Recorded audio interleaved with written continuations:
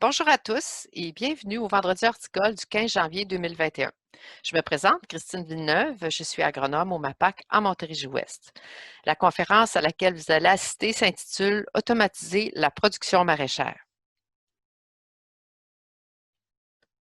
On sait que la production de légumes frais au Québec nécessite beaucoup de main-d'œuvre, que ce soit de la plantation jusqu'à la mise en marché des récoltes. La saison de culture 2020 a été particulièrement éprouvante pour les producteurs maraîchers au niveau de la gestion de la main-d'œuvre.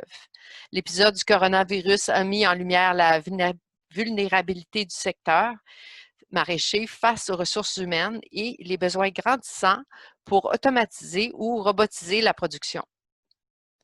Notre prochain conférencier se nomme Guillaume Werner. Il a grandi et travaillé sur des fermes maraîchères et il est diplômé de l'École de technologie supérieure. Étant un passionné de la machinerie, il a lancé en octobre 2018 l'entreprise VegTech Inc., qui conçoit et fabrique des équipements agricoles automatisés destinés aux fermes et aux usines de transformation agroalimentaire. Avant de laisser la parole à M. Werner, je vous informe que le MAPAC peut appuyer financièrement les entreprises pour acquérir des technologies et des équipements qui permettent de réduire les coûts en main-d'œuvre. Je vous invite à consulter la page Internet du MAPAC telle qu'affichée à l'écran sur le programme Initiative ministérielle Productivité végétale. Je tiens à vous signaler que M. Werner de VegTech est présentement en ligne pour participer au chat ou au clavardage par le biais de la zone de clavardage que vous voyez à la droite de votre écran. On a prévu également du temps supplémentaire à la fin de la présentation pour répondre à vos questions. Puis il va y avoir à ce moment-là un écran noir qui va être libellé « Questions » qui va apparaître. Puis à la fin de la conférence, la vidéo sera archivée sur YouTube en même temps que la zone de clavardage. Maintenant, je cède la parole à M. Guillaume Werner qui va vous présenter quelques-unes de ces innovations technologiques. Bon visionnement. Bonjour à tous, ça me fait plaisir d'être présent avec vous aujourd'hui pour vous parler de ma compagnie et avoir la chance de vous présenter différents équipements automatisés qu'on a réalisés chez VegTech au cours des dernières années. Mais avant tout, d'où est-ce que ça vient ça VegTech? VegTech, ça vient des mots Vegetable et Technology, parce que nous, dans le fond, notre but, c'est d'apporter la technologie à la production maraîchère. On sait que l'automatisation, c'est une tendance grandissante, si on veut, principalement dû au fait que le salaire minimum augmente continuellement et il risque d'augmenter encore dans le futur. Mais cette année, on a une nouvelle problématique, c'est ajouté à ça en raison de la pandémie. En fait, cette problématique-là, c'est la rareté ou la disponibilité de la main-d'œuvre. Donc, beaucoup de fermes qui se sont retrouvées cette année à avoir de la difficulté à avoir leurs travailleurs à temps pour soit faire la plantation ou la récolte. Donc, c'est ça qui nous a fait un peu allumer, si on veut, pour ce qui est de l'urgence d'automatiser les opérations pour la production maraîchère. Donc, on sait qu'il y a plusieurs solutions qui existent à travers le monde en tant qu'équipement automatisé. La plupart d'entre eux viennent justement d'Europe. Par contre, ces équipements-là ont une certaine problématique. C'est surtout le fait que c'est des compagnies qui sont distantes. Donc, on parle de frais de transport qui sont élevés. Ajouter à ça les coûts de la machine qui sont relativement élevés. Mais surtout, le plus important, c'est le service selon nous. Parce que une machine qui fonctionne bien en Europe, normalement, devrait bien fonctionner un peu partout dans le monde. Sauf que quand on parle d'équipements qui vont dans le champ, on a beaucoup de conditions différentes. Donc, on parle des types de sols qui sont différents, les conditions météorologiques qui sont différentes. Donc, tout ça fait que les machines qui proviennent d'Europe ne fonctionnent pas toujours au Québec. Donc, nous, VegTech, en ayant l'expérience d'avoir travaillé dans le milieu agricole au Québec, on est capable d'apporter des solutions dont on est confiant qu'ils vont fonctionner dans les conditions climatiques d'ici, la réalité d'ici, donc c'est-à-dire au niveau gestion, si on veut. Puis c'est ce qui nous permet d'être plus près de nos clients aussi pour offrir un meilleur service. Donc, en gros, comment que ça fonctionne chez VegTech, c'est que les clients viennent nous voir avec une certaine problématique à résoudre. Ensuite de ça, nous, On regarde ce qui se fait un peu partout dans le monde afin de trouver la meilleure solution qui serait adaptée pour les conditions du Québec. Donc ensuite de ça, on présente cette solution-là ou ces solutions-là au client en question, puis on travaille vraiment en partenariat avec lui afin de s'assurer qu'on réponde le plus possible à ses besoins. Donc, suite à ça, je vais vous présenter différents équipements qu'on a automatisés. Nous allons commencer par le remplisseur de boîte qui est justement ici à l'arrière de moi. Laissez-moi vous parler de notre remplisseur de boîte double comme on le voit actuellement à l'écran. Donc, il s'agit d'un remplisseur de boîte haute capacité qui fonctionne avec des boîtes de dimension standard, c'est-à-dire tout ce qui est aux alentours des 4x4x4. Donc, le modèle affiché, on parle de haute capacité parce que, dans le fond, c'est en lien avec sa vitesse de remplissage. On dit qu'il est capable de faire une boîte à la minute. Donc, quand on parle de boîte de 4x4, ça donne environ 60 à 70 tonnes à l'heure. Donc, le modèle illustré ici, c'est le modèle standard de base. C'est-à-dire qu'on pourrait avoir en option un convoyeur élévateur qui viendrait se rattacher dans la partie ici à l'arrière. Donc, ce que ça permet, c'est de venir décharger, par exemple, des remorques qui arrivent directement du champ. Donc, le convoyeur élévateur est ajustable en hauteur à l'aide d'un actuateur électrique. Donc, ça permet une certaine flexibilité, tout dépendant les remorques qu'on utilise. Sinon, une autre option qui s'ajoute sur ce convoyeur-là, c'est le type de courroie qui est utilisé. Donc, premièrement, on a le choix d'une courroie en caoutchouc qui est pleine ou une courroie de type à patate, si on veut, qui est plus une courroie avec des tiges métalliques où est-ce qu'on a des trous pour laisser passer la terre, la poussière ou les feuilles, ce qui permet justement de faire un pré-triage avant la mise en boîte. Une autre option qui s'ajoute à cette machine, c'est dans le fond les côtés ici qui seraient rabattables vers l'intérieur.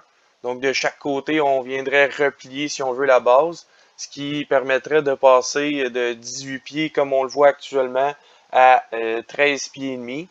Donc ça permet de faciliter le transport dans la cour, mais aussi ça permettrait de pouvoir entrer la machine à l'intérieur d'une bâtisse où est-ce que les portes de garage seraient trop petites par exemple. Donc maintenant, laissez-moi vous présenter une vidéo de la machine en action. Puis tout au long du vidéo, je vais pouvoir vous expliquer un petit peu plus en détail comment elle fonctionne. On la voit actuellement en opération avec des oignons dans des boîtes 4x4.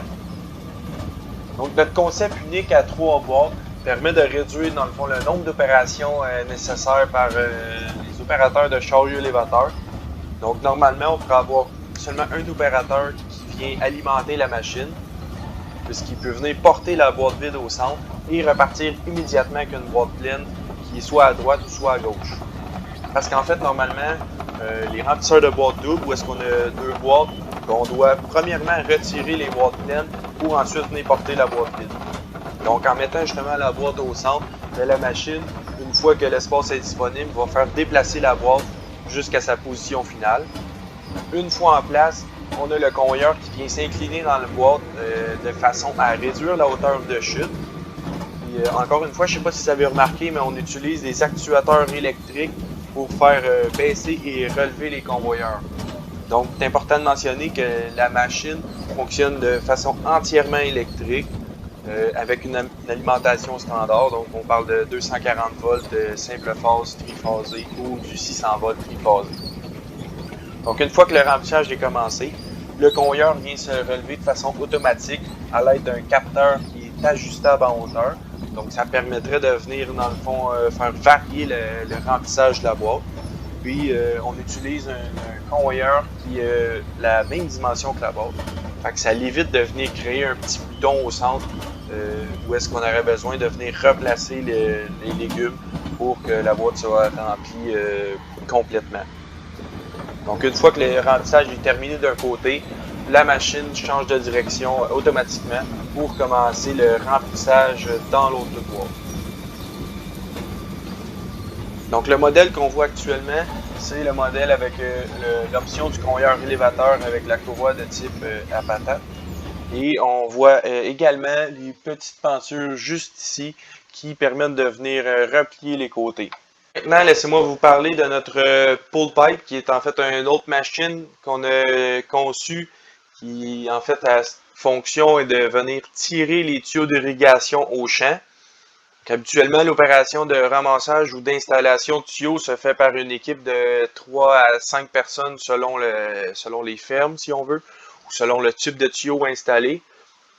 Donc, la machine, elle, ce qu'elle fait, c'est qu'elle vient justement tirer les tuyaux qui sont accrochés bout à bout. Puis, c'est important de mentionner que pour l'instant, la machine fonctionne seulement avec des tuyaux de type dragline. Donc, c'est des tuyaux qui sont conçus, si on veut, pour être tirés. Par contre, on travaille sur un nouveau concept qui aurait la possibilité de fonctionner avec d'autres types de tuyaux comme des wade drain par exemple. Donc, le fonctionnement de la machine est très simple, c'est qu'on vient attacher justement l'équipement directement à l'arrière du tracteur sur le 3 points. Ça nous permet de nous déplacer en bout de champ de façon à être parallèle avec les tuyaux, dans le fond, à ce que la machine soit parallèle avec les tuyaux. Et quand on veut la déplacer entre les champs, ben, on a justement deux roues ici qui viennent se rabattre au sol et avec un système d'attache sur le devant. Donc, ça permet de pouvoir se déplacer plus facilement entre les champs. Donc, la machine, dans le fond, vous allez voir sur le prochain vidéo, est entièrement automatisée. C'est-à-dire qu'on a deux opérateurs qui viennent appuyer sur les petites manettes de contrôle qui sont juste ici. Premièrement, question de sécurité. Donc, si on a un opérateur qui n'est pas nécessairement prêt à faire démarrer la machine, ben, la machine attend d'avoir une commande simultanée de la part des deux travailleurs. Donc, une fois qu'il détache le tuyau, appuie sur la commande démarrer, la machine tire les tuyaux de façon automatique. Elle va s'arrêter à l'extrémité et elle va attendre justement que les travailleurs reviennent pour détacher les tuyaux. Un des avantages du pull pipe, c'est qu'on n'a plus besoin d'aller au champ avec un tracteur et une remorque pour ramasser ou installer les tuyaux. Donc, si on a des cultures qui sont un petit peu plus envahissantes ou est-ce que les feuilles s'étendent vis-à-vis les traces, ben justement, le pull pipe vient tirer les tuyaux, donc on n'a plus besoin de se promener et de venir endommager les cultures. D'un autre côté, si on a des conditions de terrain qui sont un petit peu plus boiteuses, ben ça l'évite justement de venir faire plus de traces dans les champs. Sinon, un autre point très avantageux, c'est le nombre d'effectifs qui est nécessaire. Donc, comme je disais tout à l'heure, une équipe normalement est constituée de 3 à 5 personnes, tandis qu'avec le pull pipe, on a besoin de seulement 2 personnes pour opérer la machine. D'un autre point de vue, on réduit de 1 les effectifs, mais sinon c'est surtout le côté de l'ergonomie. Parce que avec une machine comme le pull pipe, ben, les travailleurs n'ont plus besoin de marcher continuellement dans le champ pour venir ramasser ou installer les tuyaux. Ils ont seulement besoin d'être présents à côté de la machine et d'attendre qu'elle fasse le travail. Laissez-moi vous présenter un autre équipement qu'on a conçu chez Vetcheck, qui est en fait une récolteuse à épinards en feuilles qui sert à faire des paquets. Donc, dans ce cas-ci, on parle plutôt de mécanisation d'opération plutôt que d'automatisation. Par contre, ça n'enlève rien à l'équipement qui vient rendre l'opération beaucoup plus rapide et beaucoup plus efficace. Parce que normalement, la façon que c'est fait, c'est que justement, comme on le voit à l'écran, ben, les travailleurs doivent être à genoux pour couper la laitue, ensuite l'attacher et finalement les mettre dans les caisses. On voit actuellement la récolteuse en opération au champ. Donc, il y a des ressemblances un peu avec une récolteuse à carottes, mais une des principales différences, c'est surtout le fait qu'on vient couper la racine directement dans le sol. Donc, ça permet que le plant puisse se tenir bien ensemble pour qu'on puisse venir faire des bouquets par la suite. Donc, on vient relever le plant directement du sol et on le dépose ensuite sur une courroie où est-ce que des travailleurs viennent terminer de nettoyer et viennent ensuite attacher les plants ensemble. Donc, normalement, on vient également traîner une remorque sur laquelle on achemine, dans le fond, via les différents convoyeurs qu'on voit, les plants pour la mise en boîte qui se fait directement sur la remorque. Donc une machine comme ça permet de réduire de moitié les effectifs nécessaires pour l'opération. Donc actuellement, on parle d'une équipe de 4 personnes qui ferait le même travail qu'une équipe de 8 à 10 personnes. Pour terminer, laissez-moi vous présenter notre dernière réalisation chez VegTech.